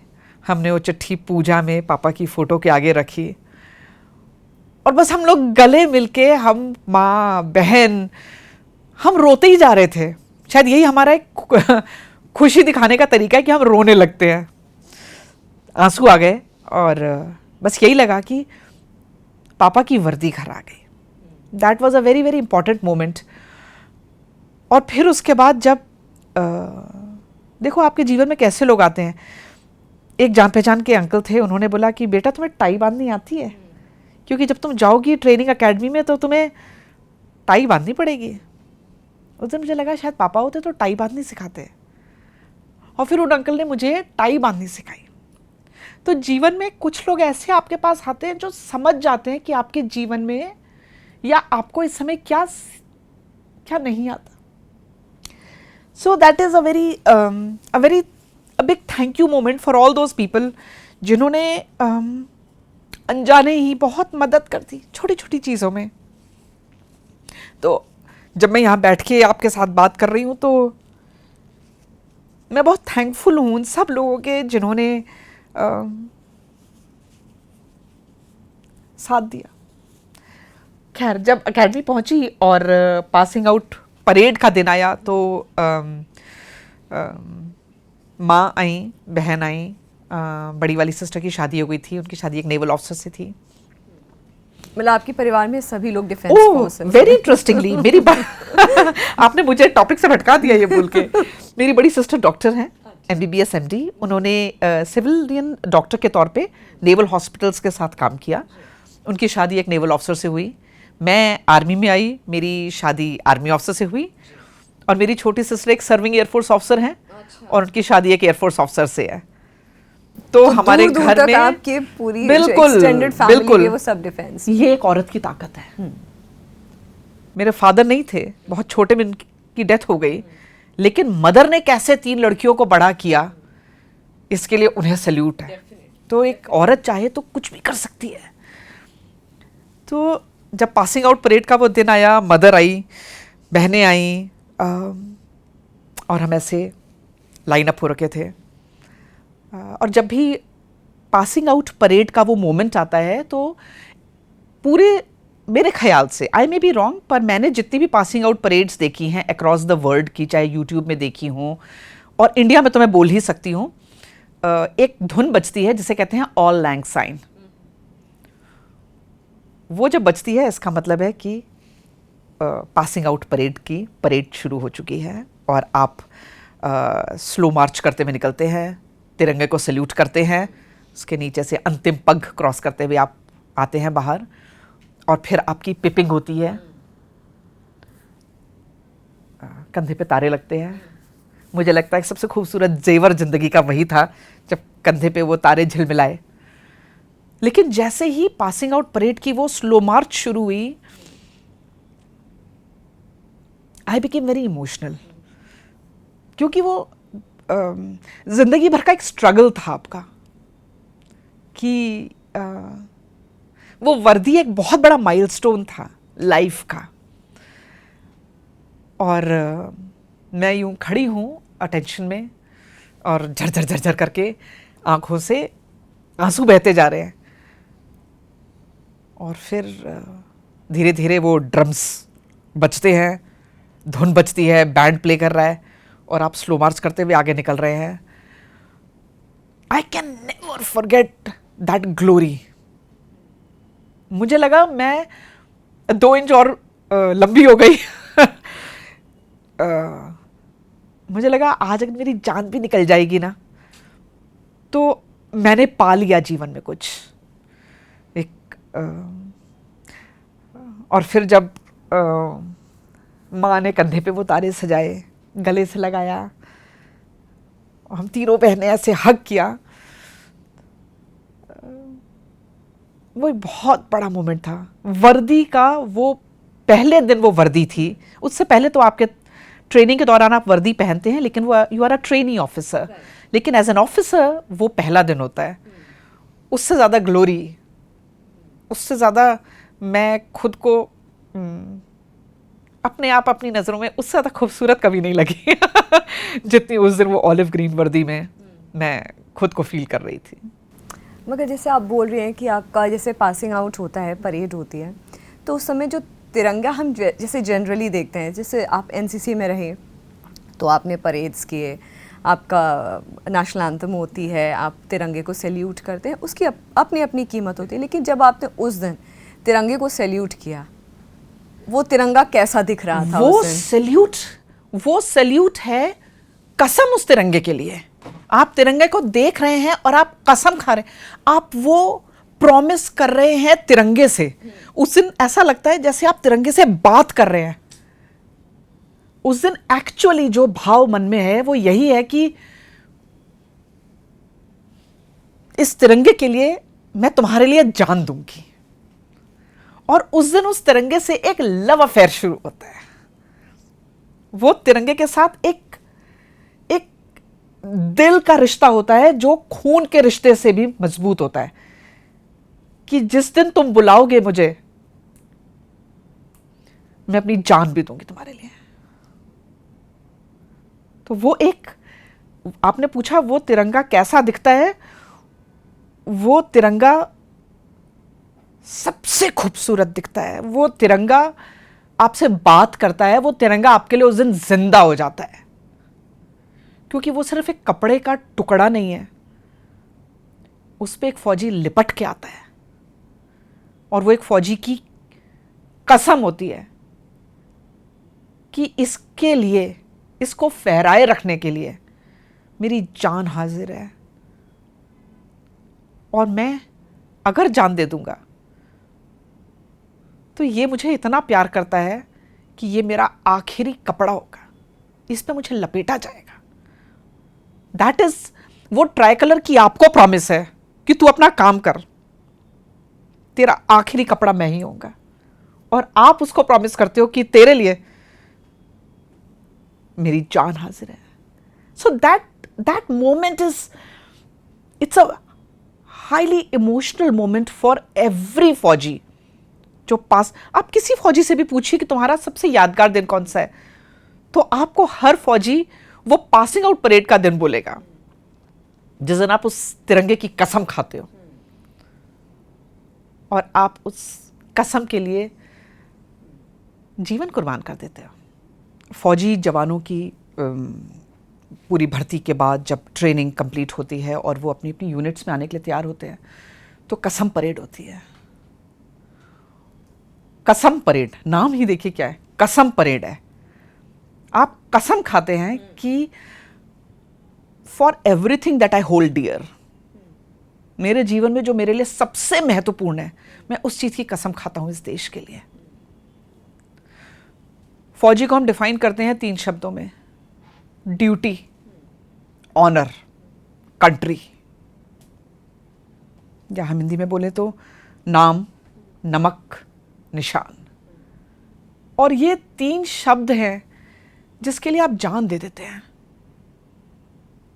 तो वो क्या मोमेंट होता है। फौजी भी तो इसी सोसाइटी के अंदर से निकल रहा है। हम कई बार जब देखते हैं कि लोग मैं कई बार कॉर्पोरेट्स में बहुत बार जाती हूँ ट्रेन करने के लिए। मैं वॉरियर माइंडसेट कोच हूँ, मैं मिलिट्री इंस्पायर्ड लीडरशिप कोच हूँ। लोग मुझसे पूछते हैं कि आपके लिए ये कहना बहुत आसान है मैम, क्योंकि आप तो फौजी हैं, पर हम लोगों के अंदर ये माइंडसेट नहीं होता। मैं आपको इसके बाद एक और बात बोलूँगी जो मैंने आपसे शेयर भी की थी शो से पहले। Please please. तो मैं काफ़ी इस चीज़ को इंट्रोस्पेक्ट करती हूँ कि 21-21 साल के लड़के, यदि आपको कभी मौका मिले तो आप एक सेकंड लेफ्टिनेंट राजीव संधू की कहानी पढ़िएगा, जो श्रीलंका में ऑपरेशन पवन के दौरान जिनकी शहादत हुई। असम रेजिमेंट के ऑफिसर थे। 21 साल, क्या उम्र होती है। आपकी पूरी दाढ़ी मूछ भी नहीं आई है। 21 साल का वो लड़का, और दुश्मन के आगे डट के खड़ा हो गया। रॉकेट ऊपर आके गिरा है, टांगे छिन्न भिन्न हो गई हैं, उसके बाद भी क्रॉल करके आगे जाते हैं और अपने जवानों को कवर दे रहे हैं, दुश्मन को रोक रहे हैं जब तक उनकी टीम सेफ जोन में नहीं पहुंच जाती। 21 साल का लड़का, कहां से आता है ये मन में जज्बा कि आप उम्र तो आपके लिए कोई बैरियर ही नहीं है, लेकिन वो माइंडसेट, ये माइंडसेट फौज के बाहर आना पॉसिबल है क्या? मुश्किल है, पर नामुमकिन नहीं है। जैसे मैंने पहले बोला आपको, it's all a matter of perspective. एक शब्द है, कहने को छोटा शब्द है पर बहुत पावरफुल है, और वो है ओनरशिप। फौज में पहले दिन से हमें जब सिखाया जाता है फायरिंग करना, तो सिखाते हैं एक गोली एक दुश्मन, यानी फर्स्ट टाइम राइट। एक गोली चलाएंगे आप, वो दुश्मन को लगनी चाहिए। एक गोली एक दुश्मन, गलती की गुंजाइश नहीं है। और क्यों और कैसे, आपको इतनी प्रैक्टिस कराई जाएगी कि जिस समय वो एक गोली चलाने का मौका आए आपको, उस समय आपका निशाना अचूक हो, यानी practice, practice, practice till it becomes your muscle memory. We have a maxim in army that says, more you sweat in peace, less you bleed in war. यानी और लोग पूछते हैं लड़ाई तो होती नहीं, जब लड़ाई नहीं होती तो फौजी क्या करते हैं? फौजी जंग की तैयारी करता है, क्योंकि जंग बता के नहीं होगी। आपने देखा ऑपरेशन सिंदूर के टाइम पर पहलगाम पे अटैक हुआ, पहलगाम का पूरा वो इंसिडेंट हुआ, तो हमें कोई बता कर तो आए नहीं थे। कारगिल की लड़ाई छिड़ी, हमें बता कर तो आए नहीं थे पाकिस्तानी। हमें 0 आवर में रिस्पॉन्ड करना है। उस समय हम ट्रेनिंग नहीं करेंगे, उस समय तो हम औजार लेके खड़े रहेंगे। उस समय हम मजबूती से खड़े होंगे और हम फर्स्ट टाइम राइट होंगे, और वो हम पहली बार में ही सही तब होंगे जब हम प्रैक्टिस करेंगे। तो क्या काम की ओनरशिप और अपने काम के लिए हर वक्त तैयार रहना, क्या ये सिर्फ एक फौजी का हॉलमार्क है? क्या ये सिर्फ एक फौजी का ही काम है? नहीं। हाँ, फौज में ये चीज सीरियस इसलिए हो जाती है क्योंकि ये जिंदगी और मौत के बीच की बात होती है। क्योंकि सिविल में जिंदगी और मौत नहीं होती, लेकिन हर एक्शन देश के लिए कुछ ना कुछ मायने रखता है। आपका हर action, whatever time you waste is costing your country, is costing your company, is costing you, चाहे वो पैसा है, चाहे वो आपकी रेपुटेशन है। जो आप कमिट करते हैं वो आप करिए। आपका से डू रेशियो इतना हाई होना चाहिए, जैसे फौज कहती है और करती है। कई बार फौज कहती भी नहीं है और करके दिखाती है, यही तो है फौज। तो क्या यही चीज सिविल में नहीं आ सकती? से डू रेशियो को हाई रखिए। जो कमिट करते हैं वो करिए, और यदि नहीं कर सकते हैं तो कमिट मत करिए। मुझे क्या लगता है ना यशिका जी, स्कूल्स में ना वर्कशॉप्स होनी चाहिए। जो फॉर्मर आर्मी ऑफिसर्स हैं ना, उनको स्कूल्स में विज़िट करना चाहिए, उनको बताना चाहिए, उनको अपने ये एनेक्डोट्स हैं, रियल लाइफ एक्सपीरियंसेस हैं, वो शेयर करने चाहिए। उससे क्या होता है, क्योंकि जो प्रेजेंट जनरेशन है इसकी ग्रूमिंग होना, क्योंकि बहुत सारे सवाल उठ रहे हैं कि ये तो टेक्नोलॉजी जनरेशन है, ये है वो है। अब टेक्नोलॉजी जनरेशन भी, माइंडसेट तो आपका स्ट्रांग होना चाहिए ना। अच्छा, मुझे एक और चीज़ जो कहते हैं ना कि एक और चीज़ जो कहते हैं कि फ़ौजियों में दिल नहीं होता, मेरा ये थोड़ा अलग मानना है। बाकी आप, अगर मैं गलत होंगी आप मुझे सही करिएगा। कहते हैं फ़ौजियों में दिल नहीं होता है, फ़ौजी इतने सख्त होते हैं। मुझे लगता है सबसे ज़्यादा जो दिल होता है ना, जो मन से चलते हैं, वो फ़ौजी चलते हैं। अगर फ़ौजी का मन, क्योंकि जब दुश्मन के सामने खड़े होते हैं तो दिमाग नहीं गाइड करता है, दिमाग तो कहता है यार बच के भागो यार, कहाँ तुम फंस गए हो। मगर एक दिल ही होता है, वो कहता है कि कर गुजर जा, देखी जाएगी, गोली ही तो लगेगी। मतलब मुझे ऐसा लगता है, मुझे आप करेक्ट करिए अगर मैं गलत हूँ तो। स्मृति, दुश्मन के सामने खड़े होने का तो मौका कभी कभी आता है ना? रोजमर्रा की जिंदगी में तो आपके सामने दुश्मन नहीं है, लेकिन फौजी एक ऐसा अनोखा जीव है इतना प्यारा जीव है कि सबसे मुलायम दिल अगर किसी का है तो वो फौजी का है। और उसका एक रीजन है कि फौजी जो है वो छुट्टी टू छुट्टी जीता है। वो अपने परिवार से अलग है, अकेला रह रहा है, अपनी यूनिट के साथ है, लेकिन अपने माता पिता, पत्नी, बच्चे सबसे दूर है ज़्यादातर समय। कुछ कुछ समय जब पीस एरियाज हैं तब वो आ रहा है, पर ज़्यादातर समय वो अपने परिवार से अलग है। और ऐसे में उसके दिखने को वो कड़क है, क्योंकि उसके हाथ में आपको बंदूक दिख रही है, उसकी ट्रेनिंग दिख रही है, वो लंबा चौड़ा आपको नज़र आ रहा है कि सुपरमैन, मैचो मैन, या एकदम इमोशनलेस है, क्योंकि उसने अपने चेहरे पे एक स्ट्रेंथ का एक जामा ओढ़ा हुआ है। लेकिन अगर आप उसे ज़रा भी कुरेदेंगे तो आप पाएंगे कि इससे ज़्यादा कोमल और कोई नहीं है। वो किसी बच्चे को देखेगा तो उसे घर का अपना बच्चा याद आएगा, वो किसी सड़क क्रॉस करती हुई बूढ़ी औरत को देखेगा तो तुरंत हाथ पकड़ के क्रॉस कराएगा कि उसे लगेगा अगर मेरी माँ इधर होती तो वो चाहता कि कोई उसकी माँ को भी ऐसे ही सड़क क्रॉस कराते। फौजी is always trying to give back to society, क्योंकि वो उस सोसाइटी से वो एक्सपेक्ट करता है। तो फौजी का जो दिल है वो अच्छा, मैं इसको आपको एक एग्जांपल से बताऊं। मैं कुछ दिन पहले हमारे फौजी कैंटोनमेंट्स के अंदर हम बड़े सेल्फ रिलायंट होते हैं कि हमें कैंट के बाहर जाने की ज़रूरत नहीं पड़ती।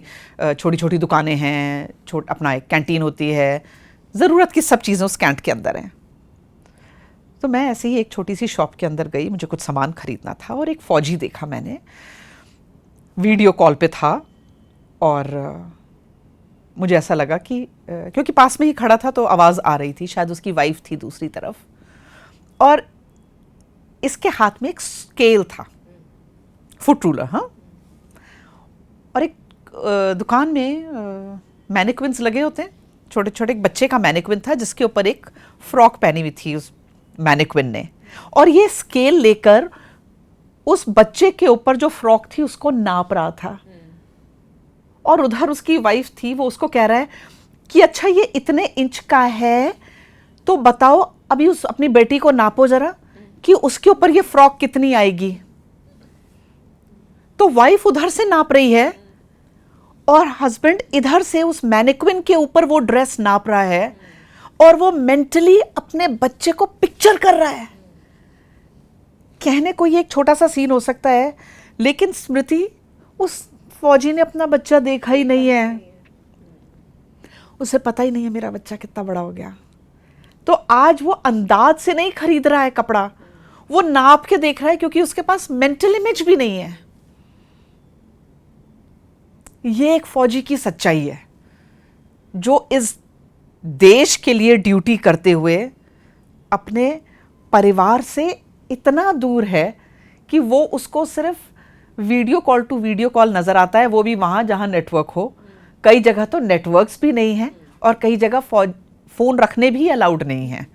तो आप सोचिए, चिट्ठियों पे जीता हुआ ये फौजी कितने कोमल मन का है।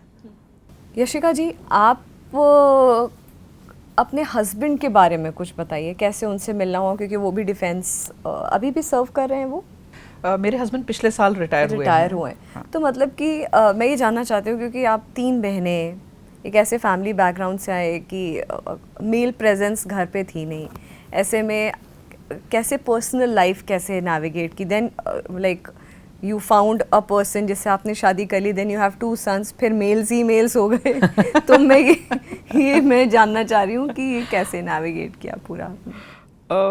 मैं मेरे हस्बैंड को मिली थी, बस मैंने क्लास 12th ख़त्म करी थी और मेरी उनसे मुलाकात हुई। वो एक फ़ौजी कोर्स करने के लिए उसी शहर में आए थे, और मेरे ख्याल से वो, आपको पता होता है कि ये जीवन का एक लाइफ लॉन्ग पार्टनर आपको मिल गया।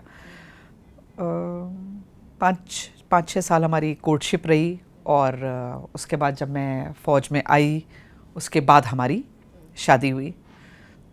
मेरे हस्बैंड एक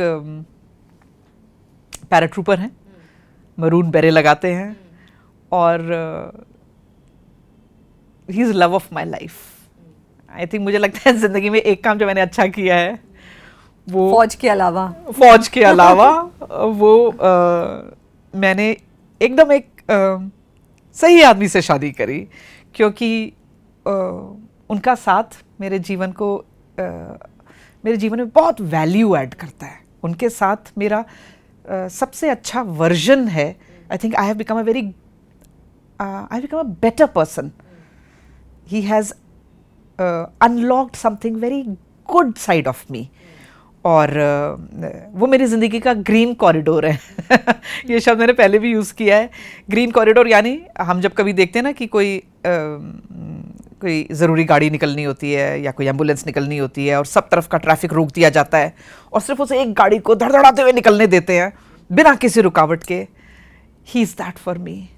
वो मेरे लिए सारी कठिनाइयों को, परेशानियों को ऐसे रोक के कहते हैं तुम निकलो, तुम्हारा काम करो, गिव योर बेस्ट। ये जब साथ आपको मिलता है ना, तो you give your best version. लेकिन मेरे हस्बैंड का एक इतना प्यारा एक साइड मैंने देखा स्मृति, जब मेरा बेटा हुआ और फौज में क्या होता है, जब आपकी शादी होती है या आपके बच्चे होते हैं तो आपको वो डॉक्यूमेंटेशन करानी होती है। That is a very important part, documentation, जिसमें बच्चे का नाम लिखा जाता है। तो एक दिन वो घर आए और उन्होंने बोला कि मैंने डॉक्यूमेंटेशन करा दिया, और I took it as something that had to be done. I said हाँ ठीक है। पूछो कि नहीं नाम क्या रखा है बेटे का? मैंने क्या नाम रखा है? वही नाम रखा होगा जो हमने डिसाइड किया है।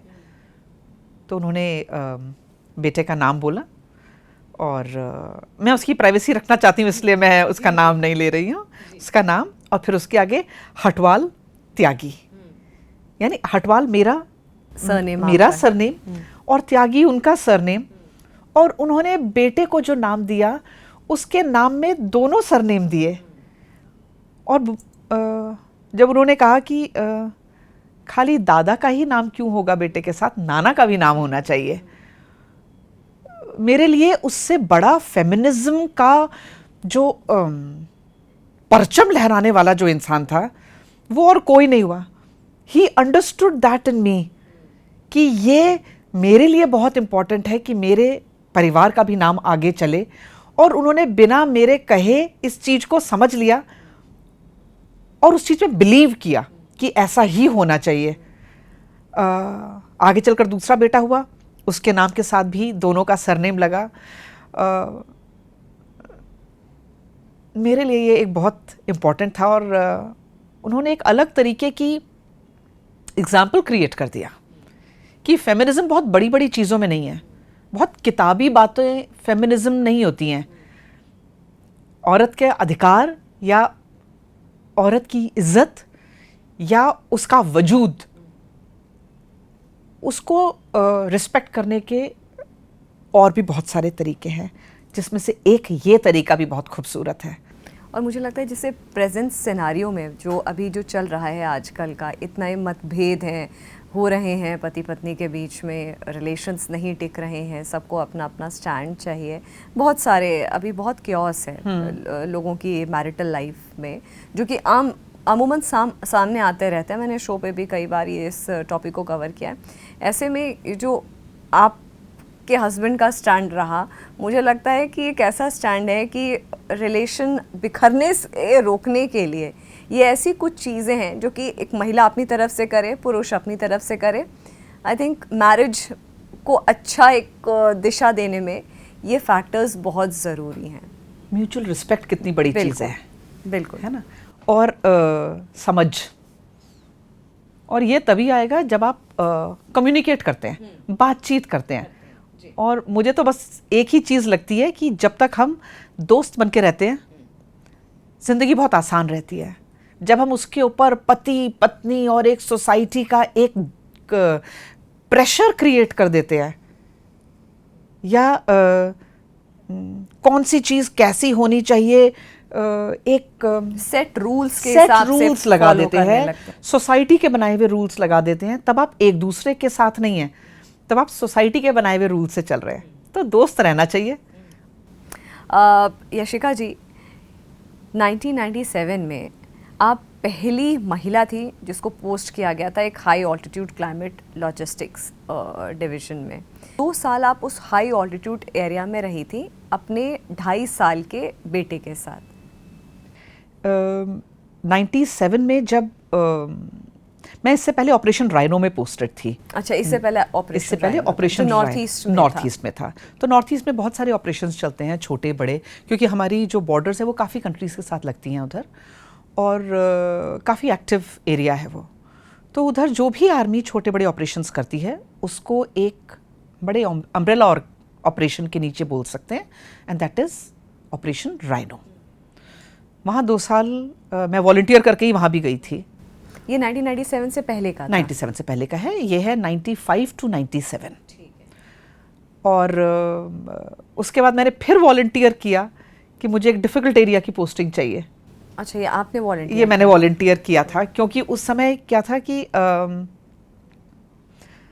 ये तो पता था कि फौज परमानेंट नहीं है लड़कियों के लिए, और मन में एक ये थॉट था कि मुझे और कुछ करना है। मैं यहाँ सिर्फ फौज, एक मैंने वर्दी पहन ली, अब मेरा जीवन सफल हो गया, सिर्फ ये नहीं है। अगर मैं फौज में आई हूँ तो मैं चाहती थी कि मैं कुछ और भी करूँ और कुछ चैलेंज लूँ। और क्योंकि वो टाइम ऐसा था स्मृति कि लड़कियाँ नई नई आई थी फौज में, फौज चाहती थी कि लड़कियों को टेस्ट किया जाए, देखा जाए कि इनको कहाँ कहाँ हम एम्प्लॉय या डिप्लॉय कर सकते हैं, क्या कैपेबिलिटीज़ हैं। तो जब मैंने ये मंशा जाहिर करी कि मैं भी डिफ़िकल्ट एरिया की पोस्टिंग चाह रही हूँ, तो मुझे हाई एल्टीट्यूड और एक्सट्रीम कोल्ड क्लाइमेट में पोस्ट होने वाली लॉजिस्टिक्स विंग की पहली महिला अफसर बनी मैं। तो जब हम लेह पहुँचे,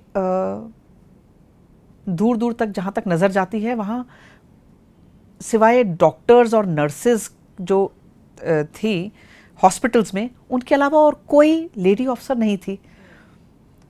जो चीज़ हमने एकेडमी में देखी थी कि हमारे सीनियर्स भी मेल्स थे, वही चीज़ वापस से हो रही थी कि आपके पूरा डोमेन जो था वो सब मेल्स थे। 90s ऐसे में जैसे 2-3 चीज़ें आपने बोला कि मेडिकल तो टीम थी ही वहाँ पे, लेकिन ऐसे में इतने हाई ऑल्टीट्यूड में एक महिला होने के नाते खाना, फूड, हाइजीन, स्लीप, इन सब पर इम्पैक्ट पड़ता है? और कैसा आप इम्पैक्ट? फौजी हैं, मेंटली प्रिपेयर्ड रहते हैं आप फौजी हैं, आप फौज में आते हैं तो आप लेडी ऑफिसर करके नहीं आते हैं, आप फौज के सिपाही हैं।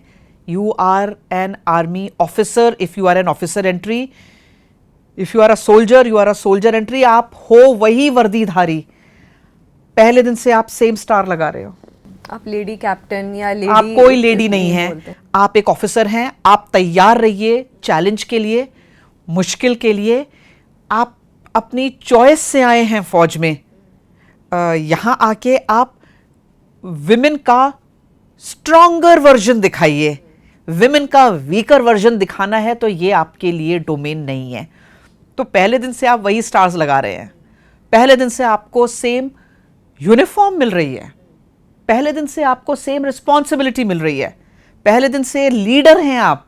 फौज में आप कोई भी दिन कोई इंटर्न नहीं है, from day 1 you are a leader and you are leading your team. आपकी पहचान आपकी वर्दी है, तो इसमें कोई शक, कोई कंफ्यूजन नहीं है। जो आपकी फौज आपके लिए, आपसे एक्सपेक्ट करती है, यू हैव टू परफॉर्म। तो मेरे दिल दिमाग में कोई कंफ्यूजन नहीं थी कि ये चैलेंजिंग होगा, क्योंकि इससे पहले कोई प्रेसिडेंट नहीं है, इससे पहले कोई मेरे से पहले कोई लेडी ऑफिसर वहाँ होके गई नहीं है। और कई टाइम ऐसे आते हैं जीवन में स्मृति, जहाँ आप अपने नाम से नहीं हो, आप एक नई डोमेन को लीड कर रहे हो। आप ही टॉर्च बेयरर हो, आप टॉर्च बेयरर हो। आप पीछे मुड़ के देखते हो तो आपको बहुत लंबी लेडी ऑफिसर्स की लाइन दिखाई देती है, लेकिन आपके आगे कोई नहीं है जो आपकी ओर देख रही हैं और आपसे एक्सपेक्ट कर रही हैं कि आप परफॉर्म करिए, क्योंकि यदि आपने परफॉर्म नहीं किया तो आप हमारे साथ नाइंसाफी कर रहे हो। You have to be the best version because you are the first. तो अगर आपको कोई तकलीफ भी हो रही है तो आप उसे एक्सेप्ट करिए, जॉब के प्रोफाइल को एक्सेप्ट करिए और आगे बढ़िए। तो आसान नहीं था और ना इसे आसान होना चाहिए था, क्योंकि एक तो एक बात आपने बोली ही कि एक तो चैलेंज लेना था, ऊपर से आपने वॉलंटियर किया कि मुझे दीजिए आप डिफिकल्ट पोस्टिंग। और आपने ये भी बोला कि पता नहीं था कितने ड्यूरेशन के लिए है, क्या है, इसीलिए you wanted to live every single moment of your army life. पहले ऐसा था कि लड़कियां सिर्फ 5 साल के लिए आ रही थी, 5 साल कंप्लीट करेंगे तब 5 साल और बढ़ाया, जब वो 5 साल और कंप्लीट किया तब 4 साल और बढ़ाया। It was a time where फौज आपको परख रही थी। देखिए, फौज एक ऐसा ऑर्गेनाइजेशन है जो घड़ी घड़ी डिसीजंस को पीछे नहीं लेंगे, वो आपको ट्राई करेंगे, टेस्ट करेंगे, उस पूरे डिसीजन को उसकी वैल्यू के ऊपर परखेंगे और तब उसको परमानेंट करेंगे। आज देखिए 30-32 साल के बाद लड़कियां परमानेंट भी हैं, लड़कियां कमांडिंग ऑफिसर्स भी हैं, नेशनल डिफेंस एकेडमी से लड़कियां निकली हैं, रफेल उड़ा रही हैं, वॉरशिप्स पे पोस्टेड हैं। ऑपरेशन सिंदूर के टाइम पर एयर डिफेंस सिस्टम्स की हमने बात करी, एयर डिफेंस सिस्टम्स, ब्रह्मोस, पिनाकास लड़कियां चला रही हैं। मतलब अगर कहा जाए कि न्यू एज कॉम्बैट में लड़कियां मौजूद थीं, ऑपरेशन सिंदूर अगर न्यू एज कॉम्बैट है तो लड़कियों ने उस हर हिस्से में पार्ट लिया और लीड किया है। तो girls are here to stay and I always से हल्के में मत लेना boss, girls are here to stay. अच्छा, जब कारगिल का युद्ध हुआ था 1999 में, आपकी पिक्चर्स मैंने देखी तो उसमें एक बहुत ही एक स्ट्रॉन्ग मैसेज वाली, खैर उस वक्त तो कैमरास और ये चीज़ें इतनी कम, अब तो फ़ोन्स अलाउड होते हैं, उस वक्त कैमरे पे वो खींची मुझे लगता है पिक्चर है जिसमें आपने अपने बड़े बेटे को बांधा हुआ है पीठ पे, और हालांकि दिख नहीं रहा है लेकिन आपने बोला कि उसमें आप प्रेग्नेंट हैं, सेकंड ट्राइमेस्टर आपका। एक हालांकि मैं अपनी टीम से भी बात करी थी, मैंने यही बात बोली, अभी तो एक नॉर्मल महिला को बोल दिया जाता है आप बेड रेस्ट करिए, मतलब अमूमन जनरल यही सलाह दिया जाता है आप रेस्ट करिए, आप बहुत ज़्यादा वॉक मत करिए, ये मत करिए, सीढ़ियाँ नहीं, ये नहीं, या नॉर्मल आप कोशिश करिए जितना आप वैसे फिज़िकल स्ट्रेस। लेकिन आप तो डेफिनेशन ऑफ फिज़िकल स्ट्रेस जो हो सकता था, हाई ऑल्टीट्यूड में पोस्टिंग, बच्चा बंधा हुआ है आपकी पीठ पे, आप प्रेग्नेंट, ऊपर से एक युद्ध छिड़ा हुआ है जिसमें आपको 24/7 एक्टिव रिक्वायरमेंट है, मतलब this is something I believe that women should learn, जिसे कहते हैं एक शाहिदा परवीन जी भी आई थी कि कहते बच्चा होना बीमारी नहीं होती है, इट्स नॉट अ डिजीज़ है, इट्स नॉट आपको कोई बीमारी नहीं हुई है, it's just the natural behaviour of the body. Pregnancy is not a medical condition. Normal pregnancy is not a medical condition. हाँ, अगर आपके प्रेगनेंसी में कुछ कॉम्प्लिकेशन है, वो बात उस चीज को उसकी मेरिट पे लिया जाना चाहिए, मेडिकल एडवाइस पे लिया जाना चाहिए। लेकिन अगर आपकी प्रेगनेंसी नॉर्मल है तो वो आपके शरीर का एक्सटेंशन है। मेरी प्रेगनेंसी नॉर्मल थी लेकिन वो एरिया नॉर्मल नहीं था। हाई एल्टीट्यूड की प्रेगनेंसी एक बहुत अलग चीज़ है, क्योंकि वहाँ ऑक्सीजन बहुत कम है और प्रेगनेंसी के दौरान आपके शरीर को अपने लिए नहीं, उस अजन्मी जान के लिए भी आपके शरीर में ऑक्सीजन काफ़ी मात्रा में होना चाहिए, क्योंकि अगर आपके बच्चे के दिमाग तक ऑक्सीजन नहीं पहुंचा तो वो बच्चा स्पेशल चाइल्ड हो सकता है कि नहीं। आपको कहा जाता है कि आप कोई आयरन रिच डाइट नहीं खाएंगे, प्लेन्स में कहा जाता है खजूर खाइए, पालक खाइए, वॉटेवर आयरन टैबलेट्स लीजिए, लेकिन वहाँ कहते हैं कि आप कुछ आयरन रिच मत लीजिए, क्योंकि आपकी बॉडी को उसे हीमोग्लोबिन में कन्वर्ट करने के लिए ऑक्सीजन चाहिए, जो उधर नहीं है, और आपका बच्चा आप सेल्फ अबॉर्ट कर देंगी। It could have been a Murphy's law. जो गलत हो सकता है वो सब कुछ गलत होने की पूरी गुंजाइश थी, उसके ऊपर युद्ध छिड़ जाता है, जहां आप 24/7 फॉर मंथ्स ऑल टुगेदर, माने प्रेगनेंसी के जो सबसे इंपॉर्टेंट ट्रिमेस्टर जिसको कहा जाता है, जो दूसरी तिमाही है, वो मेरी बिल्कुल कोइंसाइड की जो ये जंग के 3 महीने थे, मई, जून, जुलाई, मेरी प्रेगनेंसी के 4th, 5th और 6th मंथ थे। रात दिन हम यूनिट के अंदर खड़े थे, फौज आ रही थी, उसको हमें जंग के लिए तैयार करना था। सब तरीके का गोला बारूद, स्मॉल आर्म्स माने मॉर्टर्स, रॉकेट्स, जो हमारे राइफल्स का एम्यूनिशन है, जो हमारी आर्टिलरी गन्स का एम्यूनिशन है, ठंड से बचने के लिए जो स्पेशल क्लोथिंग दी जाती है, यानी आप फौजी को इमेजिन करिए और उसे जो चाहिए वो उसको प्रोवाइड करने का काम मेरी यूनिट का था। इसमें कोई गुंजाइश ही नहीं थी कि मैं ये कहती कि अब मैं प्रेग्नेंट हूँ, मुझे रेस्ट चाहिए। वहां तो खाने का भी हिसाब नहीं था।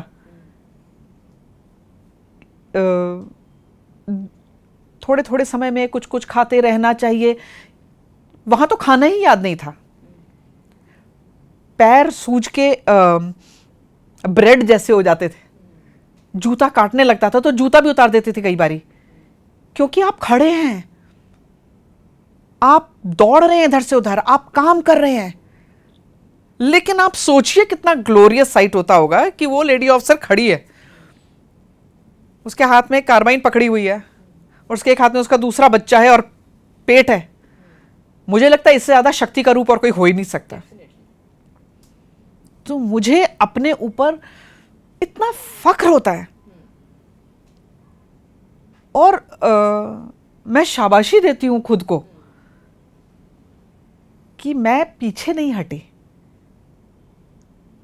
आसान था कहना कि I am pregnant, post me out, लेकिन तब शायद स्मृति जी आप मुझसे यहां बात नहीं कर रही होती। स्विमिंग पूल में वो उस्ताद की बात थी ना, लाइफ टर्निंग, दुनिया से लड़के यहां तक आई हो तो क्या जंग से हार के वापस चली जाओगी, या प्रेगनेंसी की आड़ लेकर ड्यूटी से पीछे चली जाओगी? सिर्फ माहौल बदल गया, सीख तो वही थी ना। और कोई मुझे गलत भी नहीं समझता अगर मैं वहां से चली जाती। लेकिन मुझे लगा मेरी प्रेगनेंसी नॉर्मल है।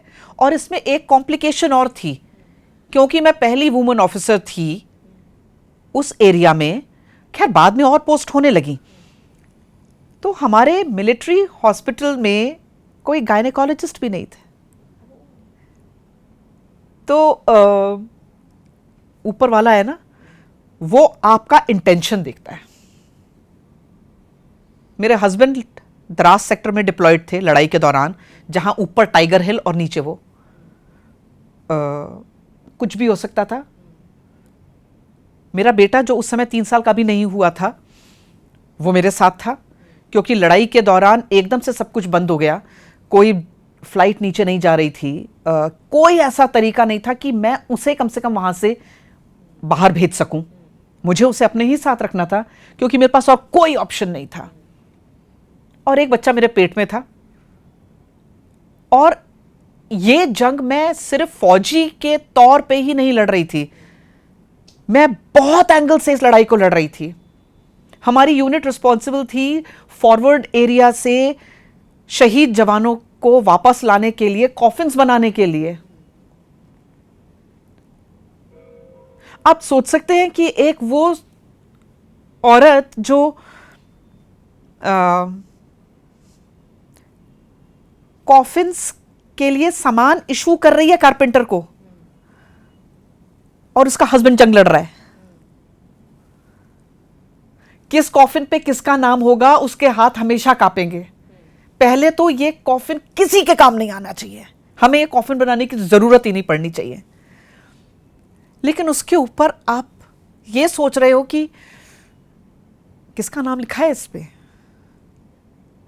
और जंग का टाइम है, ऐसा भी हो सकता था कि दुश्मन के फाइटर जेट्स अंदर आ जाते और लॉजिस्टिक इंस्टॉलेशन को बॉम्ब कर देते, क्योंकि बहुत क्रूशियल होता है। अगर आपने, war is all about access of maintenance. Operation Sindoor was all about logistics installation.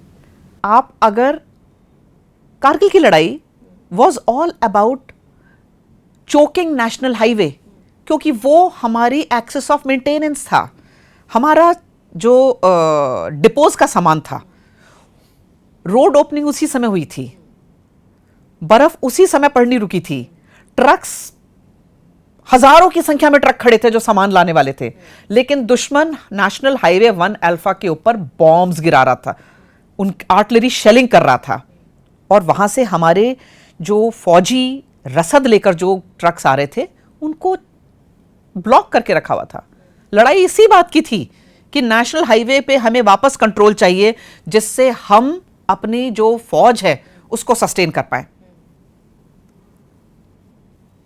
तो मेरा बेटा मेरे साथ है। अगर यहां शेलिंग हो जाती है और मैं, मान लीजिए यहां मैं ना रहूं, वहां उसका फादर ना रहे, इस बच्चे का क्या होगा? कभी तो मन में ख्याल आया होगा। लेकिन जब आप वर्दी पहनते हो ना और वो तिरंगे को दी हुई अपनी कसम याद करते हो, सब चीज आपके लिए जीवन में सिंपल हो जाती है। आपके माइंड में कोई कंफ्यूजन नहीं होता, क्योंकि आपकी ड्यूटी क्लियर है। कुछ चीजें हैं जीवन में जिन्हें आप कंट्रोल कर सकते हैं। यदि आप कंट्रोल कर सकते हैं तो उसमें आप अपना सबसे बढ़िया परफॉर्मेंस दो। कुछ चीजें आपके हाथ में ही नहीं है, उसके लिए आपको ओवर थिंक ही नहीं करना चाहिए। यहां जो चीजें मेरे कंट्रोल में थी वो मैंने करी, and I am so glad that the uniform gave me that strength. वो एक आपके लिए ना एक ऐसे कवच की तरह होती है यूनिफॉर्म। और फिर आप कहते हो ऊपर वाले को कि भाई बॉस आप संभालना, भगवान जी मैं तो मेरा काम कर रही हूं, इसके आगे आप देखना। और मुझे लगता है वो मेरी इक्वेशन है भगवान के साथ। उन्होंने कहा चक दे फट्टे ते नब्दे गिल्ली, बेटा तुम अपना काम करो, आगे हम देखेंगे। और सब कुछ अच्छा हुआ। आज मैं पीछे देखती हूं तो आई फील वेरी प्राउड।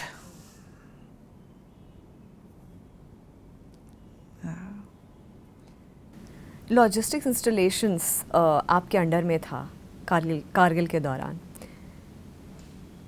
अगर मैं आपसे ऐसा एक इंसिडेंट पूछूं जब आपको लगा हो कि कुछ भी हो सकता है इस वक्त। जंग में तो कुछ भी हो सकता है। इतनी खबरें आ रही थी, हमारे इतने जवान शहीद हो रहे थे, सिर्फ मतलब हर जगह पे प्रेयर्स हो रही थी। मुझे याद है हम लोग स्कूल्स में थे, हम लोगों से प्रेयर मीट के बाद हम लोगों से स्पेशल प्रेयर्स करवाई जाती थी फॉर कारगिल। जो हमारे सोल्जर्स हैं उनके लिए स्पेशल ओकेजन्स हम लोगों से करवाए जाते थे। तो ऐसा लॉजिस्टिक्स में, क्योंकि बहुत क्रूशल, जैसा हमने बात भी करी कि इंस्टॉलेशंस इतने क्रूशल हैं। ऑपरेशन सिंदूर में तो वो चीज़ जो हमारा हो रहा था, जो वॉर लाइक सिचुएशन हुई थी, it was all about access and getting away and ख़राब कर देना, ख़त्म कर देना, ये इसी के ऊपर था। क्योंकि अगर लॉजिस्टिक्स, अगर गोला बारूद, गन, ये सब नहीं होगा तो कैसे फाइट करेंगे, कोई वॉर नहीं जीत पाएगा। तो आपका वो इंस्टॉलेशंस बहुत ज़रूरी हैं। ऐसे ही पठानकोट में भी हुआ था, पठानकोट एयरबेस में भी, वो भी ये लॉजिस्टिक्स इंस्टॉलेशन को ही गार्ड कर रहे थे, जिसमें brigadier Gautam Ganguly NSG commando उन लोगों ने आगे से लीड किया था। ऐसा क्या मोमेंट था जब आपको लगा हो कारगिल के दौरान इतनी खबरें आ रही हैं, इतनी चीज़ें हो रही हैं, you are stuck with things, still performing your duty, जब आपको ये लगा हो कि कब ख़त्म होगा ये? देखिए 3 महीने इज़ अ बिग टाइम शुरुआती दिनों में। हाँ। क्योंकि दुश्मन के पास इनिशिएटिव था। कभी ये लगा कि क्या हम जीत पाएंगे इसे? मैं I am telling you that जब लड़ाई शुरू हुई तो दुश्मन के पास एडवांटेज था, क्योंकि टाइम उसकी पसंद का था, जगह उसकी पसंद की थी। दुश्मन ने हमारा जो एम्यूनिशन पॉइंट था कारगिल में, उसको डैमेज करने की कोशिश करी थी, और काफ़ी संख्या में हमारा गोला बारूद डैमेज हुआ।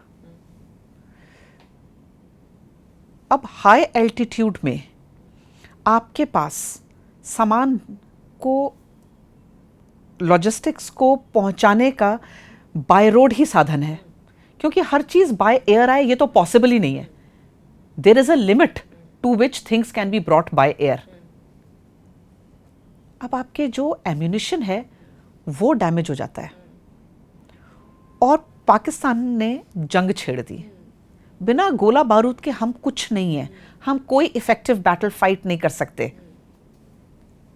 वो जो चैलेंज था उस समय, वो हमें एक सेटबैक लगा, और जाहिर है ना, लगेगा ही सेटबैक, क्योंकि जंग का समय है। लेकिन इसी को ही कहते हैं किस तरीके से इंडियन आर्मी ने वो जो मोमेंटरी सेटबैक था उसको अपने ऊपर हावी नहीं होने दिया।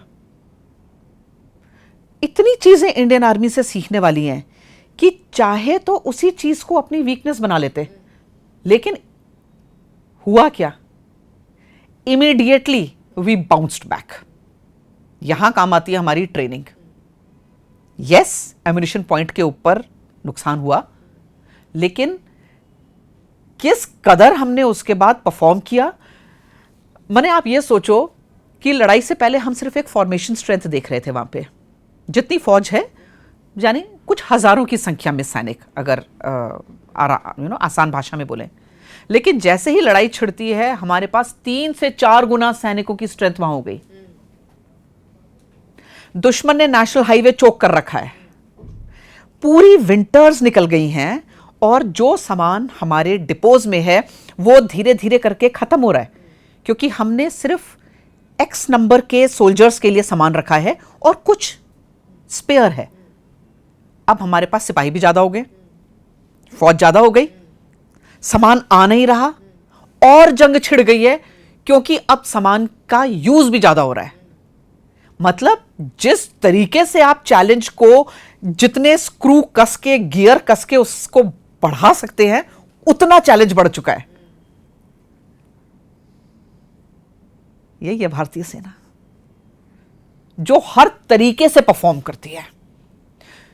ऑल्टरनेट रूट्स ओपन नहीं थे, बाय एयर सामान लाने में लिमिटेशन थी, लेकिन सुप्रीम लेवल ऑफ सोल्जरिंग, हर इंसान ने अपना काम इतनी बेहतरीन तरीके से किया। आपने मेरे से सवाल पूछा कि कब ऐसा लगा आपको कि अब मुश्किल है। I don't think there was a moment of weakness, I just don't think. क्योंकि लड़ाई है, you win some, you lose some. शुरुआती दिनों में दुश्मन जब ऊपर बैठा है, क्योंकि उसने पूरे हाइट्स के ऊपर कब्जा किया था, और एक सेइंग है फौज में, हम उसको कहते हैं कि mountains always favour the defender. मतलब जो पहाड़ को डिफेंड कर रहा है ना, सारी एडवांटेज उसके साथ है, और यहां डिफेंडर था दुश्मन। वो ऊपर से बैठा था यहां, और हम यहां नीचे से ऊपर चढ़ रहे हैं। ऐसे पहाड़ हैं जिसमें ना तो बड़ी चट्टानें हैं, ना तो पेड़ हैं।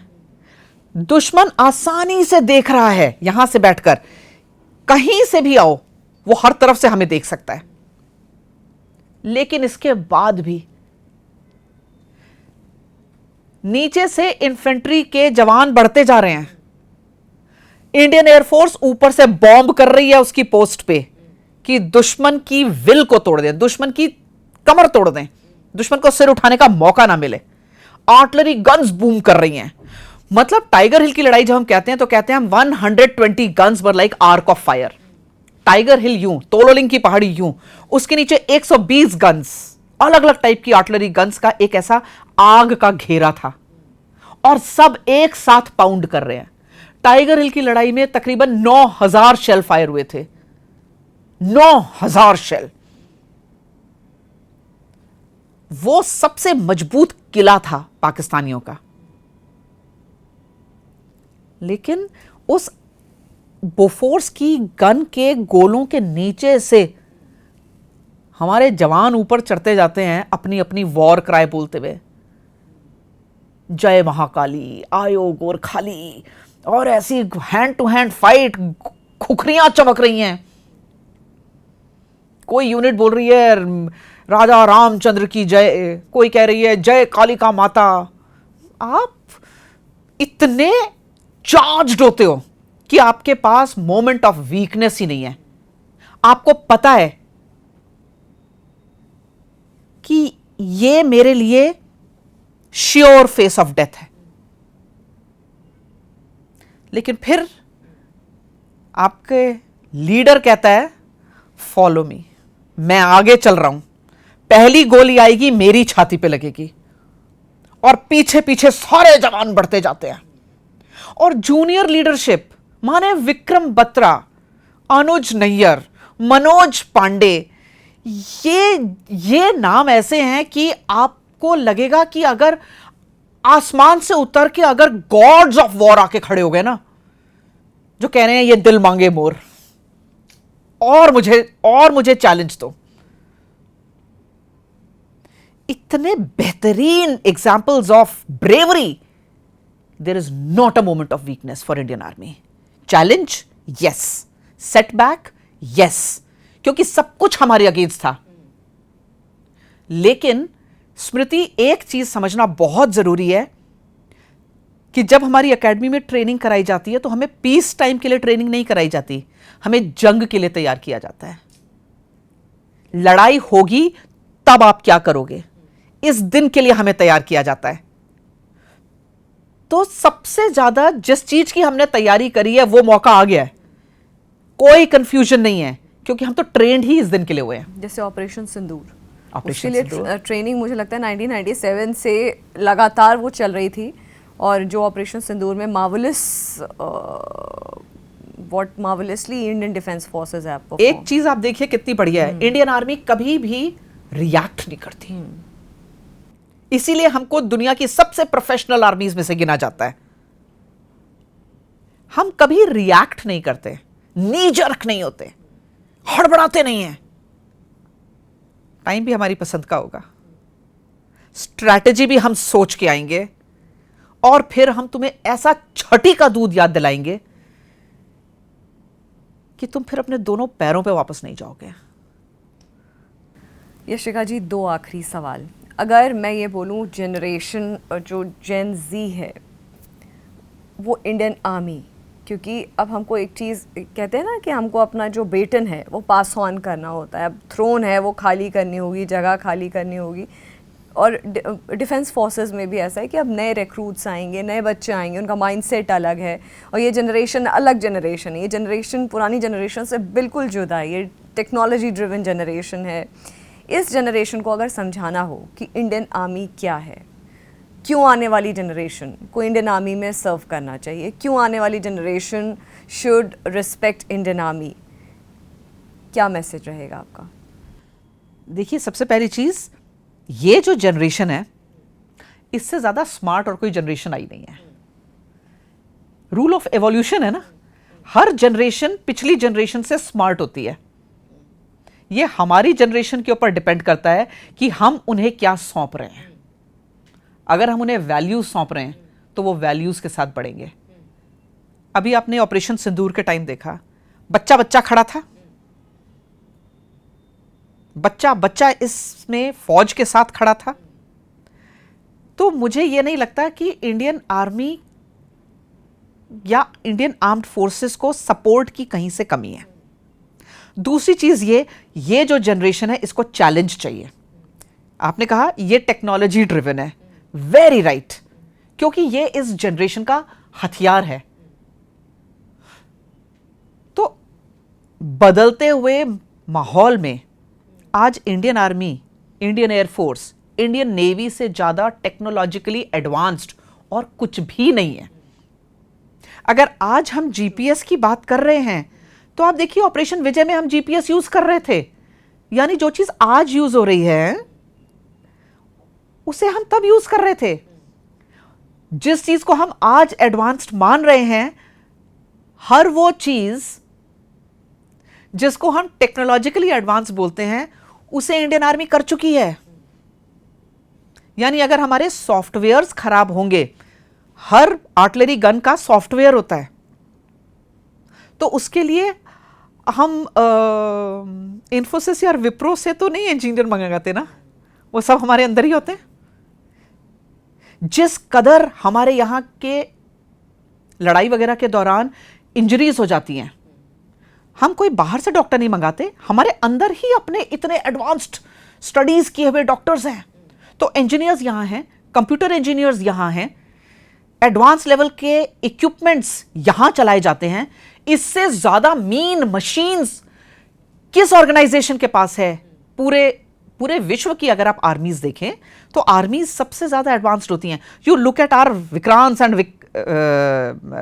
Other advanced warships, submarines, nuclear submarines India के अंदर बन रही हैं, वॉरशिप्स इंडिया में बन रहे हैं, तेजस जैसे असॉल्ट शिप्स इंडिया में बन रहे हैं. तो आने वाली जनरेशन अगर सोचती है कि उसे स्पेस में जाना है तो उसे इंडियन एयरफोर्स में आना ही पड़ेगा, क्योंकि यही एक ऑर्गेनाइजेशन है इंडिया के अंदर जो एस्ट्रोनॉट्स भी प्रोड्यूस कर रहा है। सो जेनजी को जितना चैलेंज चाहिए, जितनी एडवांस्ड टेक्नोलॉजीज के साथ काम करना है, वो सब अव्वल दर्जे की टेक्नोलॉजी, और इससे ज्यादा और कोई एडवांस टेक्नोलॉजी पूरे हिंदुस्तान में नहीं है जितनी इंडियन आर्म्ड फोर्सेस के पास है। So if you are looking for challenge, this is the place. और ये मुझे कहीं से नहीं लगता कि इस जनरेशन में पेट्रियोटिज्म की कमी है, और अगर उनमें कमी है तो इसका मतलब हमारी जनरेशन ने अपना काम ठीक नहीं किया है। यशिका जी, बहुत बहुत बहुत अच्छा ये पॉडकास्ट रहा। I mean like high on energy as always. मेरे पेट्रियाटिक पॉडकास्ट इंटरव्यूज़ हमेशा ऐसे होते हैं कि they are overwhelming, filled with lot of love and affection for the country. और मेरे I mean like thanks to you for gracing this show. और ये मुझे लगता है शो की बहुत खुशकिस्मती है, मेरी बहुत खुशकिस्मती है कि the defense personnel who have served in the Indian Army, they come, they share their experiences. Same for you, आप देहरादून से all the way यहाँ पे आती हैं, शो में अपना contribution देती हैं to add more value to it. Thank you so much. Thank you so much Smriti, आपसे बात करके इतना समय कहाँ निकल गया पता ही नहीं चला। मुझे तो बहुत अच्छा लगा, और मैं आपके माध्यम से जितने आपके सुनने वाले हैं उन सबको सिर्फ एक मैसेज ये देना चाहूँगी कि इंडियन आर्म्ड फोर्सेस कभी पीछे नहीं रहेगी। इंडियन आर्म्ड फोर्सेस हमेशा आगे बढ़कर अपनी ड्यूटी को करती है। सिर्फ आप उस के लायक बनिए, वो सिटीज़न बनिए कि जिसके लिए फौजी अपनी जान उस तिरंगे पे न्योछावर कर देता है। Thank you very much. I feel very honoured to be here. Thank you so much, thank you so much Yashika ji. I think आज का जो पूरा ये जो कॉन्वर्सेशन है, इसका जो बहुत ही ब्यूटीफुल सा टेक अवे है, वो यशिका जी ने बोल करके, मुझे रिपीट करने की ज़रूरत नहीं है, वो बोल करके अपनी बात, क्योंकि बहुत इंपॉर्टेंट बात है तो एक ही पर्सन बोले, that makes all sense. Thank you once again Yashika ji. फिलहाल जागरण मंथन में इतना ही। नमस्कार।